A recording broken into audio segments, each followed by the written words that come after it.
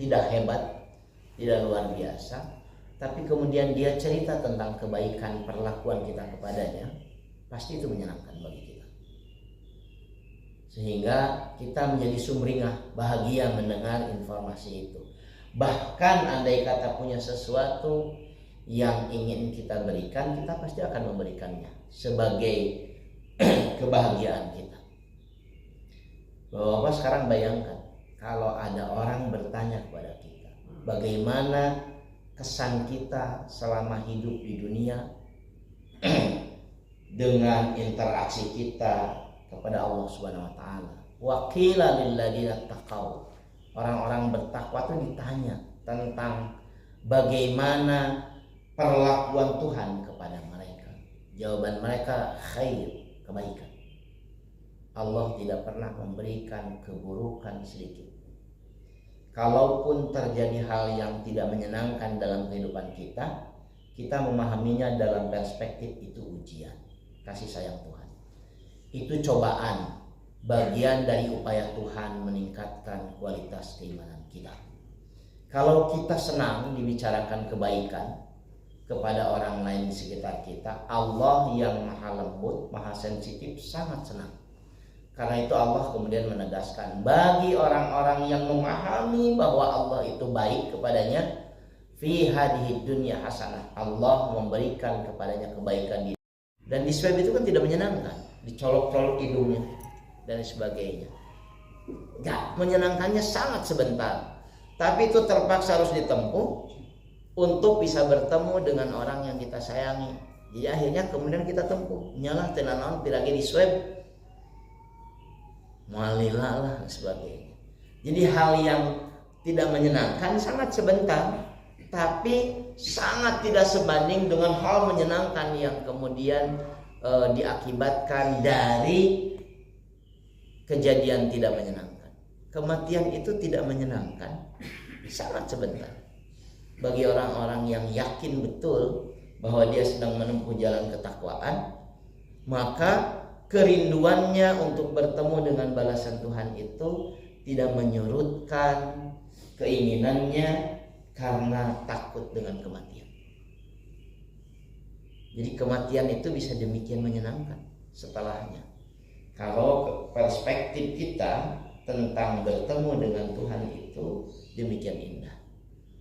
Karena itu pertanyaan mendasarnya adalah apakah kita termasuk orang-orang yang sedang menempuh jalan takwa atau tidak. Sedang menempuh jalan takwa, maka ayat ini menjadi perspektif yang harus kita pelihara. Karena itu ketika menemukan aktivitas-aktivitas kebaikan, nyalah tenanawan, mau teh keur kieu we lah gitu. Karena itu banyak sekali orang yang berangkat menunaikan ibadah umrah, ibadah haji dengan niat ingin meninggal dunia di sana.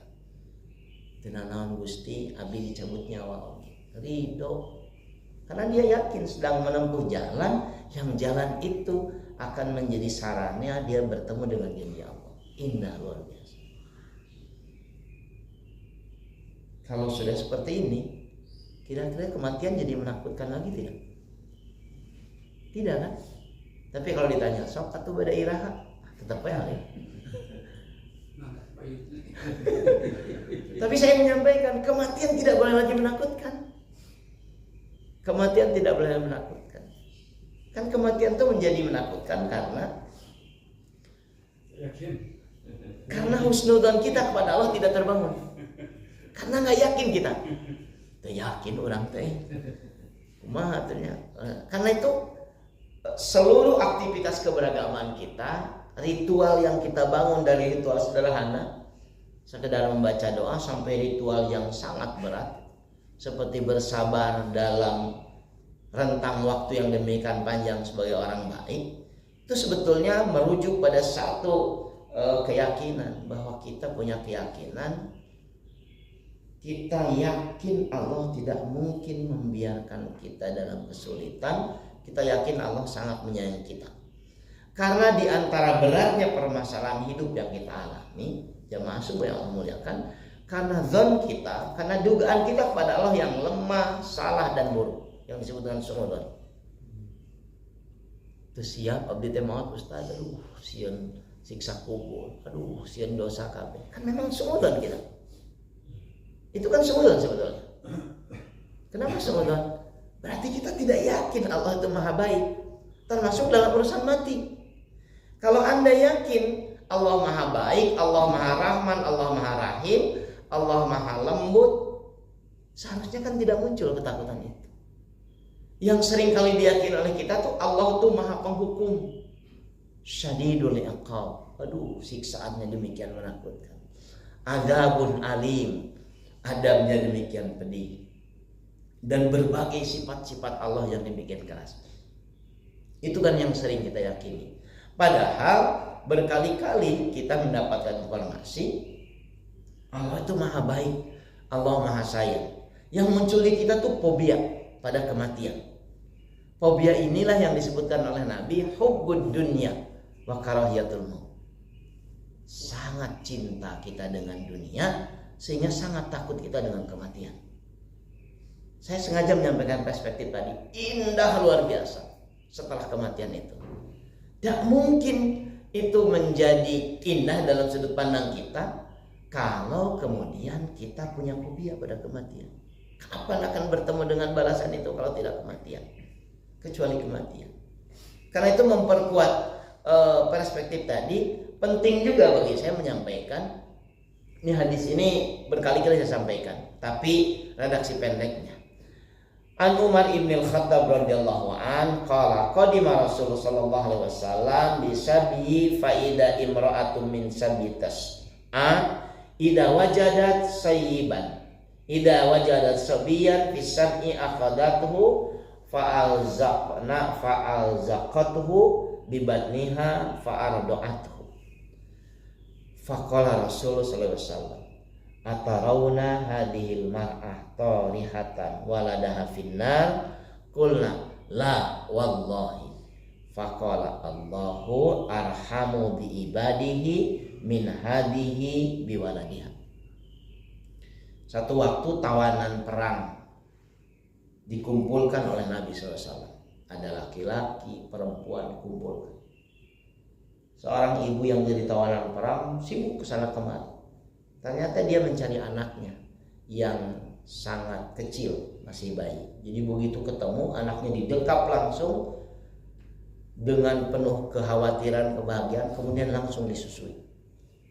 Ketika menyaksikan itu Nabi langsung nanya pada para sahabat, atarawna hadhil mar'ah tarihatan waladaha finnar.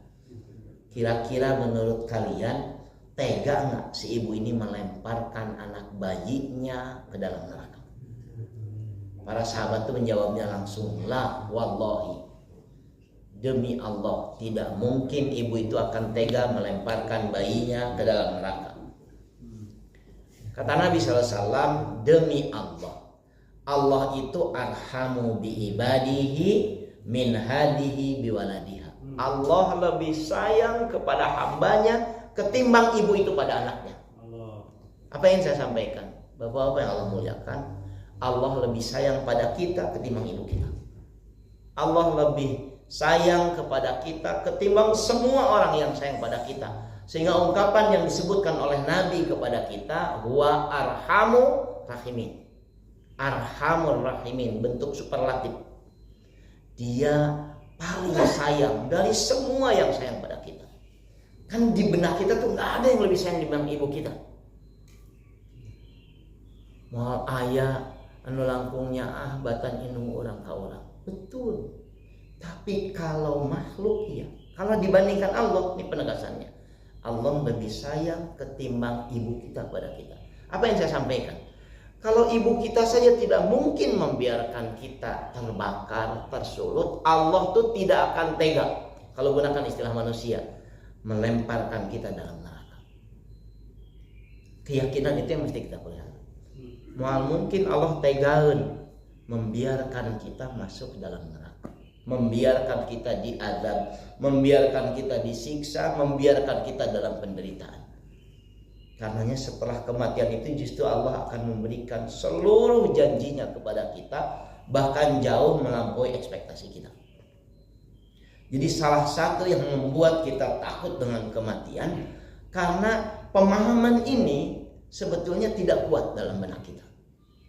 Seluruh aktivitas ngaji kita, seluruh aktivitas ritual kita sesungguhnya adalah menguatkan keyakinan bahwa Allah itu pasti menyayangi kita. Ngaji puluhan tahun, belum tentu orang sampai pada keyakinan. Ya gitunya Allah tanyakan ke orang. Karena itu dia sering kemudian melakukan kemusyrikan, menganggap ada orang yang setara dengan Tuhan lebih sayang kepada dia ketimbang Allah, atau sama sayangnya, sama dia punya kebutuhan. Ngaji kita sekali lagi, apapun madhabnya, apapun jenis kajiannya, targetnya satu, meyakinkan kita bahwa Allah itu sangat menyayangi kita.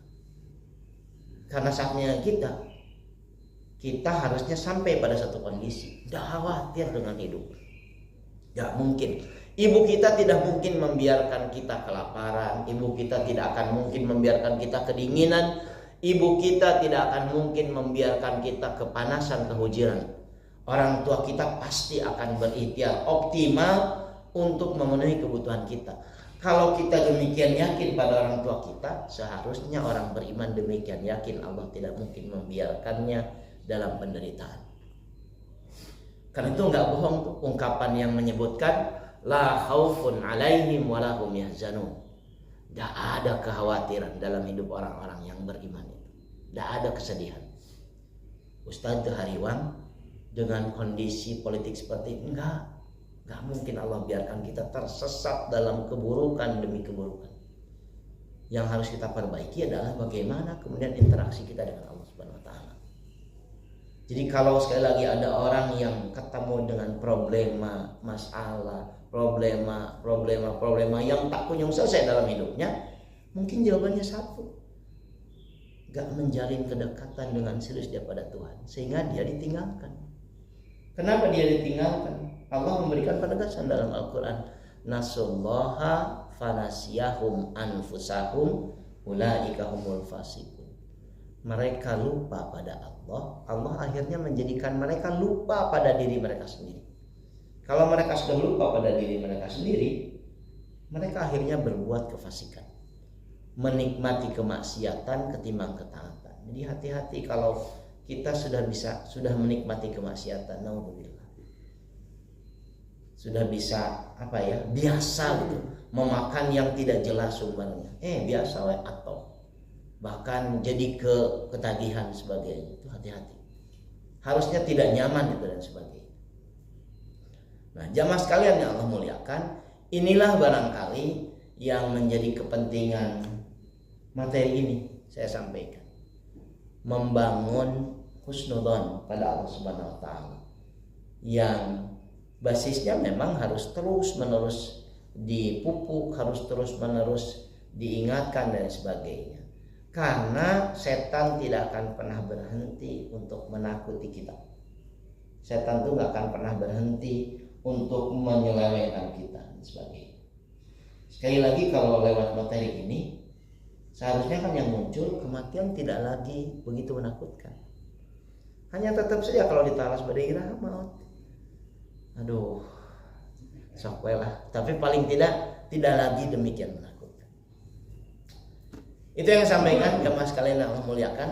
Karena ini panjang materi ini, ada banyak sekali perspektif yang disampaikan. Tapi ini materi tertunda yang harusnya disampaikan di 2 minggu sebelumnya. Mudah-mudahan bisa memberikan gambaran yang barangkali terutama bagi yang merasa kematian itu sudah dekat. Kumanya bisa isu pakai maut. Nah, insya Allah Allah sayang pada kita. Bangun itu, husnudzon, Allah sayang pada kita. Bukankah orang-orang yang berbuat keburukan pun Allah sayangi, apalagi yang berbuat kebaikan? Yakin ya? Saya yakin betul. Karena kalau tidak yakin betul, menderita kita. Ya mas sekalian yang Allah muliakan, itu yang saya sampaikan. Kalau ada yang memberikan masukan, pertanyaan dan sebagainya, mangga. Sekali lagi, seminggu lagi nanti ya, 1 kali pertemuan lagi. Materi ini berakhir karena bertemu dengan bulan Ramadan. Monggo, silakan. Sering dalam masyarakat itu tambah satu pernyataan bahwa ada satu kematian yang tidak wajar. Apakah memang ada kematian yang tidak wajar? Mungkin yang dimaksud gitu ya dalam perspektif agama, karena saya sedang menyampaikan agama.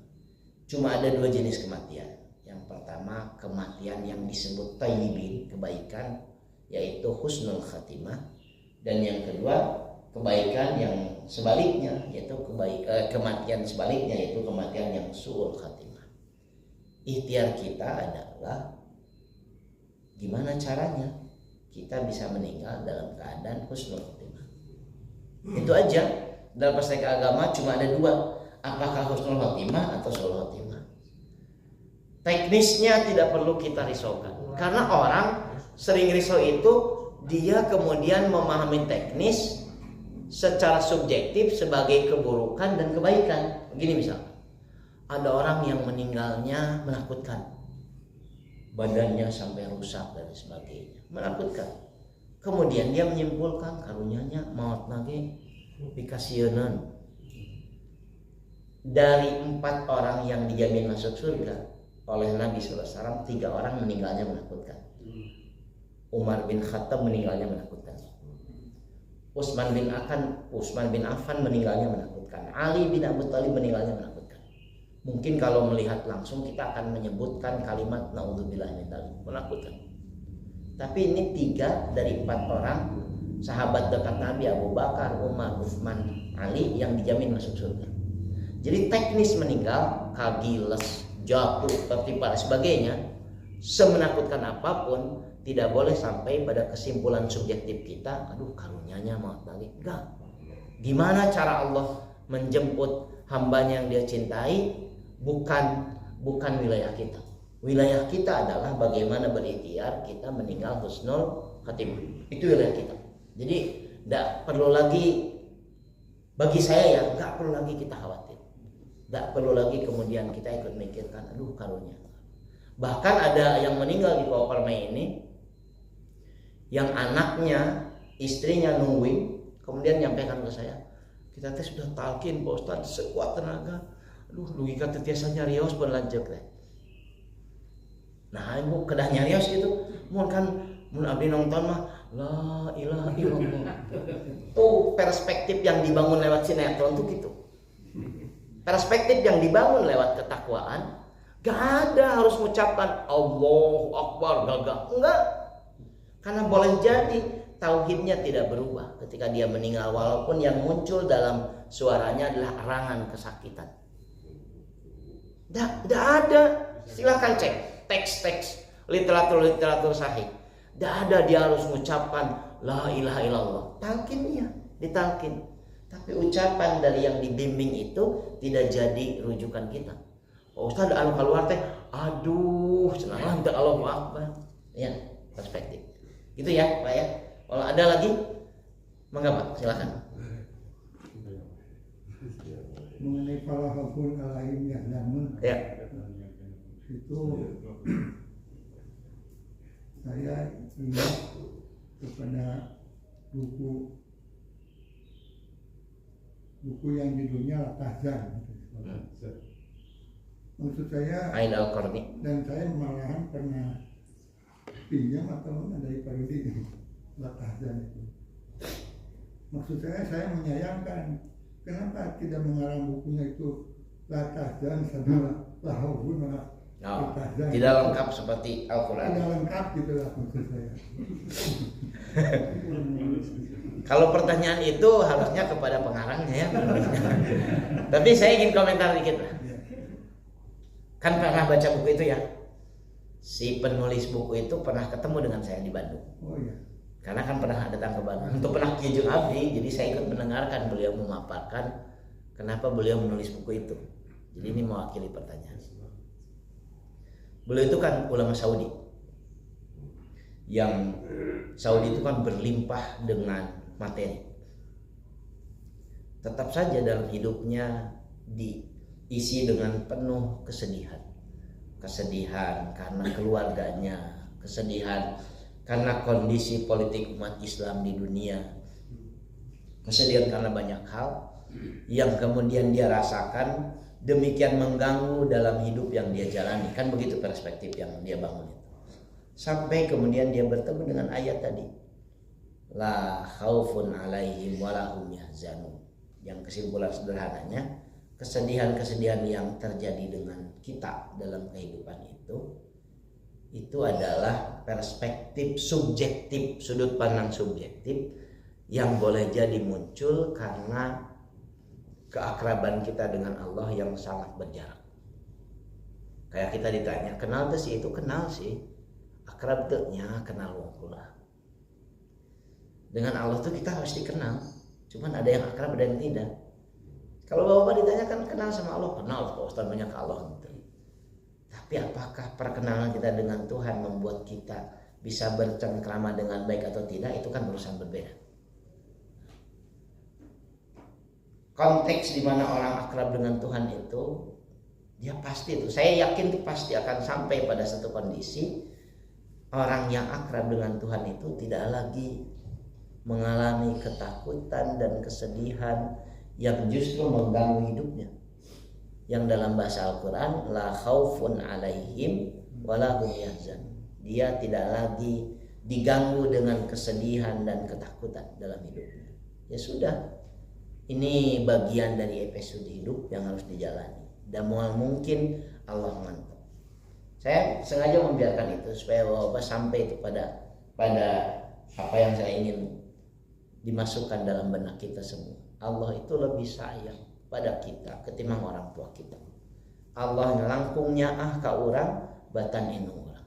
Karena nggak ada ungkapan yang menurut saya jauh lebih indah ketimbang ungkapan Nabi ini. Allah lebih sayang kepada hambanya ketimbang ibu ini pada anaknya. Dan Nabi mencontohkannya sangat demonstratif karena di hadapan mereka ada ibu-ibu yang demikian gelisah nyari anaknya, begitu ketemu di dekap tanpa malu disusui di depan banyak orang, saking sayangnya. Sehingga Nabi kemudian menyebutkan, mungkin nggak dia akan membiarkan anaknya masuk dalam neraka? Nggak mungkin. Pertanyaan yang sama harusnya dimasukkan dalam benak kita. Nggak mungkin Allah tega membiarkan kita mendapatkan siksaan di neraka. Nggak mungkin. Bangun itu. Karena dibangun itu maka yang muncul seperti tadi, abdi jeung si Imang teh bager walaupun cuma 2 bulan. Dengan si Om ini baik sekali. Allah senang tuh dengan ungkapan orang beriman. Apa yang kamu dapati di dunia? Kebaikan. Allah tidak pernah meninggalkan. Itu ya, Bapak sekalian. Terakhir ya, Bang. Tadi Ustaz mengatakan bahwa kemanapun kita ngaji kan intinya kita untuk membangun husnuzon. Ya. Betul. Tetapi kok pada saat ini gitu ada sebagian golongan yang ketika tidak suka sama seorang ustadz, kok mereka bisa dengan mudah gitu mengubarkan. Padahal sebetulnya kalau kata Buya Anwar Abbas, kalau memang kita tidak suka ya sudah tidak usah datang gitu. Ya, tolong didengarkan. Itu kira-kira menurut ustadz, pandangan subjek ustadz, apa yang menyebabkan mereka gitu dengan mudah melarang orang untuk memberikan ceramah kepada orang lain? Saya secara pribadi tidak suka misalkan dengan beberapa cara Ustadz menyampaikan kajiannya, pandangannya secara pribadi. Tapi ketidaksukaan saya kan adalah ranah pribadi dan sebagainya. Jadi saya tidak tahu gitu ya alasan utamanya. Kalau baca kan alasannya sangat politis ya. Kalau saya baca kan alasannya politis. Dianggap menyebarkan kebencian misalkan, dianggap kemudian tidak menghargai para ulama dan sebagainya. Saya tidak tahu. Tapi kalau menggunakan pendekatan yang barusan kita bahas, mungkin saja mereka masih demikian takut dan gelisah dalam kehidupan di dunia. Khaufun alaihim wahum yahzanun. Jadi la-nya hilang. La khaufun alaihim walahum yahzanun. Kalau la-nya hilang kan khaufun alaihim wahum yahzanun. Mereka selalu saja dalam ketakutan, kekhawatiran. Takut apa? Sieun eleh, sieun masa depan suram, sieun banyak kekhawatiran. Karena itu kemudian berujung jadi kesedihan dan sebagainya. Barangkali itu ya. Karena dunia kan kalau dicintai habis-habisan pasti akan membuat kita penuh kekhawatiran. Coba mobil kita yang kita beli dengan ratusan juta atau miliar rupiah, ketika kita parkir di tempat yang terkenal tidak aman, itu kan bikin kita khawatir. Alah, rumahnya mobil Anak coba yang sangat kita sayangi, kamu anak perempuan coba gelis misalkan anak kita tuh, coba lu sieun aya kan begitu. Dunia kan semakin dicintai, semakin membuat kita ketakutan dan khawatir. Sedih kalau bukankah hilang sesuatu yang kita miliki itu bisa demikian menyedihkan sebagainya. Itu manusiawi. Sekarang adalah bangun husnudzon Allah. Nggak mungkin lah Allah akan biarkan kita berlarut-larut dalam kesedihan. Wallahu alam, mudah-mudahan manfaatnya yang sampaikan. Insyaallah kita sambung satu pertemuan lagi. Aku lu qauli hada astagfirullah li wa lakum. Subhanakallahumma wa bihamdika asyhadu an la ilaha illa anta astaghfiruka wa atubu ilaik. Assalamualaikum warahmatullahi wabarakatuh.